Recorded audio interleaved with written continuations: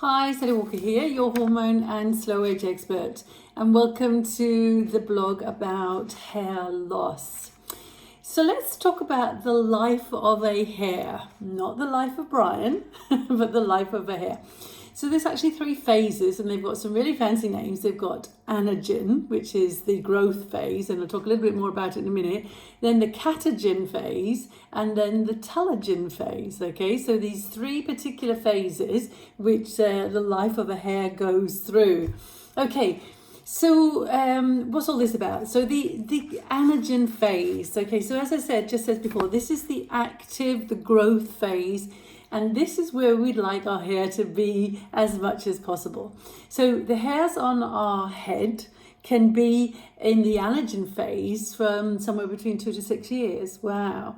Now, if you have a shorter Anagen phase, you will have difficulty getting long hair. So I don't have any difficulty. My hair seems to grow like weeds, really. So I must have a very good Anagen phase. So if you're out there thinking, oh my goodness, I can never get long hair if you're a lady or a boy for that matter, then it's because you need to support the Anagen phase, which is the active phase, the phase where it needs all the nutrients, all the good blood flow, all the good oxygen, etc. Yeah. So the hair on our head grows sort of about 1 centimetre every 28 days. But if you think about the eyebrows and the eyelashes, they have a very short Anagen phase, which is about 30 to 45 days. And then they're going to fall out. So this is why we have a quicker turnover of the hair in our brows, the hair in our eyelashes, and also the hair on our body for that matter, though we don't seem to notice quite as much when we lose our body hair, do we? Yes, okay, so that's the Anagen phase, and this is the phase you want to look after as much as possible. Okay, so what about the Catagen phase? Well, the Catagen phase is like a transition phase. It's on the way to the telogen, and the telogen is where you shed, where we lose our hair. So here, this phase is all about where the bulb, if you like, the follicle, the hair follicle starts shrinking, cuts off the blood supply.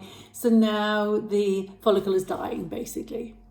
And then we go into the telogen phase, and the telogen is where we actually shed our hair. And this is quite natural, and we can be shedding up around 100 hairs a day. And if you have a longer hair, then you notice it more than if you have a shorter hair. And you know, ladies, it's the hairbrush, isn't it? You seem to think, oh my goodness, I'm taking hair out of this every day. Well, you should be. It would be natural to do so. But if you feel that you're getting way too many hairs, that you have to clean your brush and maybe several times a day, then you are shedding more hair than you should do. So there's something wrong with that telogen phase. But as I said, you possibly want to be back looking at the Anagen phase, where we want to look after that more, so we're not losing all our hair in the telogen phase, in the shedding phase. So that was the life of a hair, and there's more articles down there about how you can look after the different phases, and etc., etc. And also, discovering do you have increased shedding, or do you have something wrong with the follicle, so it's not the Anagen phase is not working properly. Happy hormones, happy life.